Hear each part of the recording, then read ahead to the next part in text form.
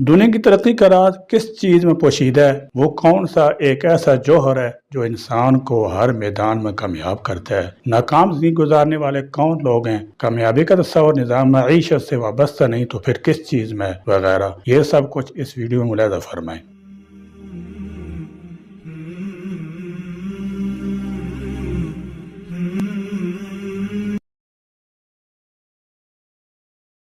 नहमदुहु व नुसल्ली अला रसूलिहिल करीम। जो करते हैं मेहनत मुशक्क़त को ज़्यादा, खुदा उनको देता है बरकत ज़्यादा। मेहनत के माने हैं दुख या तकलीफ उठाना और मुश्किलात को बर्दाश्त करना। खुदा ने हर इंसान, हैवान, परिंदों और दीगर जानदारों के लिए मेहनत को लाजिम करार दिया है। जिंदगी की तरक्की का दारोमदार मेहनत पर मुनहसर है। दुनिया की तरक्की का राज मेहनत में ही पोशीदा है। इल्म व हुनर, जाह जलाल, शान शौकत, फजलो कमाल सब कुछ मेहनत करने से हासिल होते हैं। मेहनती लोग ही दुनिया में हर तरह की कामयाबी हासिल करते हैं। एक किसान या जमींदार को देखिए कि वो मेहनत से जमीन में हल चलाता है, खाद डालता है, बीज बोता है, वक्त पर पानी देता है और आखिर उसकी मेहनत का फल उसे मिल जाता है। मेहनत एक ऐसा जोर है जो इंसान को हर मैदान में कामयाब करता है। हमारे नबी करीम सल्लल्लाहु तआला अलैहि वसल्लम ने खुद मेहनत और मुशक्कत की और इंसानियत के लिए ये सबक छोड़ा कि मेहनत में ही अजमत है। आप सल्लल्लाहु तआला अलैहि वसल्लम ने अपने जाती काम खुद अपने दस्त मुबारक से किए करते थे। जो लोग अपना काम खुद नहीं करते वो नाकाम जिंदगी गुजारते हैं। उन लोगों से बड़े कामों की तकमील की क्या तवक्को की जा सकती है?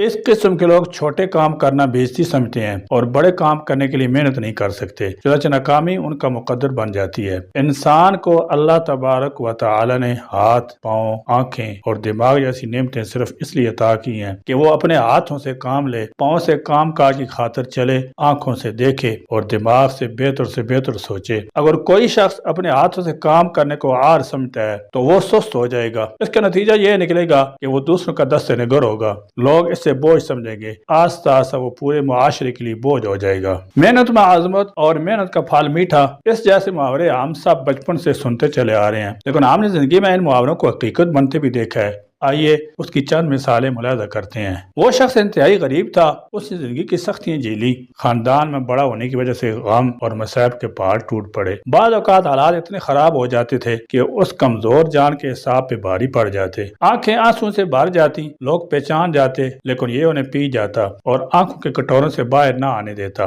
किसी दफा फीस अदा करने को भी पैसे न होते, लेकिन आखिरकार ये कामयाब हो गया। हौसला शिकन हालात का मुकाबला किया, वक्त का पहिया चलता रहा और ये मुस्कुराता हुआ आगे ही आगे बढ़ता रहा। वसाइल की कमियाबी, गुर्बत और कम उम्री उसका रास्ता न रोक सकी। आखिरकार वो कामयाब हो गया। हालात की गर्दिश खत्म होने लगी, अतराफ संभलने लगे, वो अपने कदमों पर खड़ा हो गया। वो चाहता तो कुछ अर्से के लिए बड़ी आसानी से अपनी महरूमी के बदले लोगों की हमदर्दियां हासिल कर सकता था। वो चाहता तो आसानी से दुनिया का शिकवा करता, लेकिन उसने अपनी इन्हीं महरूमियों को ताकत में बदल दिया। जब आप अपने रद्द अमल को मुस्बत चार्ज दे के दुनिया पे छा जाने का आज़म कर लेते हैं तो करामात बर्पा होने लगती हैं। तारीख बताती है गरीब लोगों में जुस्तजू ज्यादा पाई जाती है। वाल्टियर ने कहा था, मैंने हमेशा अजीम लोगों को झोपड़ों से निकलते देखा है। फर्क क्या है एक आम आदमी और उनमें? उन्होंने कभी अपने हालात का रोना नहीं रोया, कभी अफसोस करने में वक्त जाया नहीं किया, हमेशा मुस्बत रहे, पुर उम्मीद रहे। बिल आखिर दुनिया ने उनके सामने सारे तस्लीम खम कर दिया। हालात और साइंस की थ्योरियां वक्त बदलने के साथ साथ बदलती रहती हैं। फानी दुनिया में कोई भी चीज और नजरिया मुस्तकिल नहीं सिवाय वही की तालीमात के। साइंसदानों के नजरियात को देख लें, कभी कहा जाता था जमीन साकिन है और अब कहा जाता है जमीन मुतारक है और गर्दिश करती है। आइंस्टाइन ने नजरिया अजाफी देखकर हर एक को हैरत का दम गुम कर दिया था। कायनात में हर शय अजाफी है। मतलब यह है कि आप किसी शय को देखकर यह दावा नहीं कर सकते कि आप जो कुछ देख या समझ रहे हैं वही दुरुस्त या हर्फ आखिर है। वो शय उससे मुख्तलिफ भी हो सकती है। जो कुछ आपको नजर आ रही है यही वजह है कि साइंस पुरानी थ्योरियों और फार्मूलों की जगह नई और ठोस हकीकतों को जगह देती आई है और देती रहेगी, क्योंकि ये इंसानों की बनाई हुई थ्योरियां और फार्मूले हैं। मुफक्किर पाकिस्तान इल्लामा इकबाल ने कहा था कि दुनिया नहीं मर्दान जफाकश के लिए तंग। कामयाबी का तस्वर निज़ाम मईशत से वाबस्ता नहीं बल्कि मेहनत, मुशक्कत, अज़म, हौसले, सादगी और खुलूस के पैकर बगैर सरमाए की भी दुनिया में कामयाबी हासिल कर सकती है। उसकी एक दो नहीं हर शोबे और तबके से सैकड़ों मिसालें पेश की जा सकती हैं। अगर सियासत की दुनिया का जायजा लिया जाए तो पता चलता है جنوبی افریقہ کے پسماندہ گاؤں کونو کے ایک چرواہے کو آزادی کا ہیرو نیلسن منڈیلا بنا دیا۔ اسی طرح ریڑھی پر پھل لا کر بیچنے والے سوکھے سڑے انسان کو ملیشیا کا وزیر اعظم مہاتیر محمد بنا دیا۔ اگر سماج کی دنیا کی بات کی جائے تو مشرق مغرب کے وہ تمام بڑے لوگ جنہوں نے قوموں، امتوں اور تہذیبوں کے سمت سفر تبدیل کیا، معاشرتی انقلاب برپا کیا، یعنی افلاطون، ارسطو، سقراط اور بکرات سے لے کر سارتر، سپنسر، نتشے، فرائیڈے ہیگل اور روسو تک ان سب کا راستہ امیری نہیں فقیری تھا اور ہے اور رہے گا۔ اسی طرح اگر معیشت کی دنیا میں بات کی جائے تو بنگلہ دیش میں غریبوں کے لیے $30 سے قائم ہونے والے ڈاکٹر یونس کے گرامین بینک نے دنیا کو نیا معاشی فارمولہ دیا ہے۔ اس بینک کی 1040 شاخیں ہیں، لیکن اس کے بورڈ آف گورنر میں آج بھی 13 میں سے 9 ممبران عام ان پڑھ دیہاتی جفاکش مزدور ہیں۔ برطانیہ سے تعلق رکھنے والے ولیم کولگیٹ ایک کسان کا بیٹا تھا۔ اس نے 1806 میں اپنی نام پر ایک کمپنی کی داغ بیل ڈالی۔ آج یہ کمپنی کولگیٹ پام الائیو کے نام سے جانی جاتی ہے۔ اس کے بے شمار ذیلی ادارے 200 ممالک میں پھیلے ہوئے ہیں۔ ہنری فورڈ بھی ایک غریب کسان کا بیٹا تھا۔ یہ اپنی محنت کے بل بوتے پر پہلے صنعت کار اور آخر میں فورڈ موٹر کمپنی کا بانی بنا۔ فورڈ کی امریکہ کی دوسری بڑی آٹومیٹک کمپنی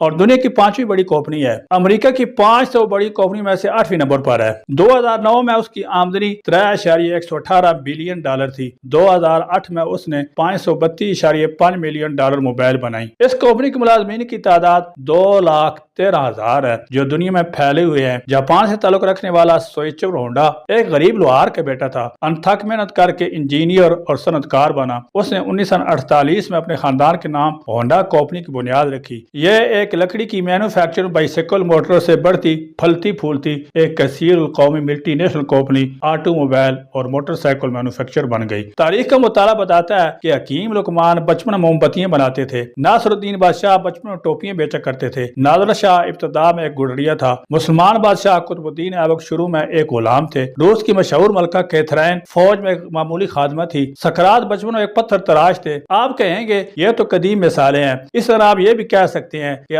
آپ نے ان ممالک اور معاشرے کی مثالیں دی ہیں جہاں پر امیر اور غریب دونوں کے لیے ترقی کی یکساں مواقع میسر ہیں۔ ان معاشروں اور ممالک میں کوئی بھی شخص اپنی انتھک محنت، توجہ اور صلاحیت کے بل بوتے پر آگے بڑھنے کا خواب پورا کر سکتا ہے۔ ہمارا معاشرہ تو بانجھ پن کا شکار ہے۔ یہاں پر جائز اور صحیح سسٹم کے طریقے پر چل کر اعلیٰ منصب، دولت، ترقی اور شہرت حاصل کرنا جو یہ شیر لانے کی مترادف ہوتا ہے۔ تو میرے بھائیوں یاد رکھو ایسا ہرگز نہیں ہے۔ محنت ایک ایسی دولت ہے جو ہر انسان کے پاس نہیں ہوتی۔ تو میرے بھائیوں یاد رکھو ایسا ہرگز نہیں۔ محنت ایک ایسی دولت ہے جو ہر انسان کر سکتا ہے۔ چھوٹوں سے لے کر بڑوں تک سب کو محنت کرنا چاہیے اور پھر اللہ پر چھوڑ دینا چاہیے۔ انشاءاللہ تعالی ہر انسان کو اس کا پھل ملے گا۔ یہ ہو ہی نہیں سکتا کہ کوئی انسان محنت کرے اور اس کو اس کا پھل نہ ملے۔ آپ کتنی بھی دولت والے ہوں، آپ کتنے بھی دولت والے ہوں، کتنے بھی بڑے انسان بن چکے ہوں، لیکن پھر بھی آپ پر لازم ہے کہ آپ بھی محنت کریں۔ الغرض ہمیں چاہیے کہ ہم بھی اپنے آباء و اجداد کی طرح محنت و مشقت سے کام لیں اور ان کا نام روشن کریں۔ محنت کرنے والا انسان خدا کو بھی عزیز ہوتا ہے اور اسی کے ساتھ ساتھ ایک محنتی بچہ اپنی ماں باپ کو بھی بہت پسند ہوتا ہے۔ محلے میں ہر ایک اس کی عزت کرتا ہے۔ محنت کے آگے کوئی بھی ناممکن کام ممکن بن جاتا ہے۔